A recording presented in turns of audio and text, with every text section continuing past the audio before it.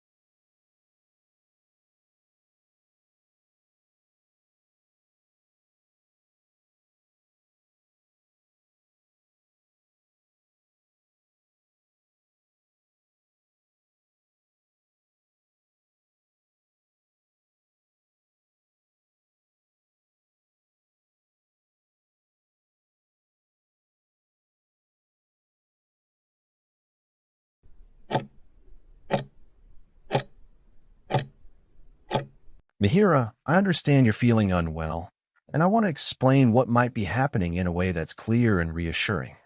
The symptoms you're experiencing are common when the delicate lining of the sinuses, those air-filled spaces behind your nose and cheeks, becomes inflamed, a condition often called acute sinusitis. This typically happens after a cold. You may feel a deep, constant pressure or aching pain around your cheeks, eyes, or forehead, which often feels worse when you lean forward. A blocked or very stuffy nose is common, sometimes with thick yellow or green mucus that may drain down the back of your throat, which can lead to a sore throat or a cough, especially at night. Your sense of smell and taste might be diminished, and you could have a general feeling of fatigue or even a mild fever. It's important to know that while these symptoms are uncomfortable, this condition is very common and most often resolves on its own as your body's immune system does its work. Think of it as your body actively healing. It is generally not serious and is a short-term inflammation that frequently improves within a week or two. In the meantime, simple measures like staying hydrated, using steam inhalation, and getting plenty of rest can provide significant relief. Please know that what you're going through is a typical response to an infection, and your body is well equipped to handle it and return to health.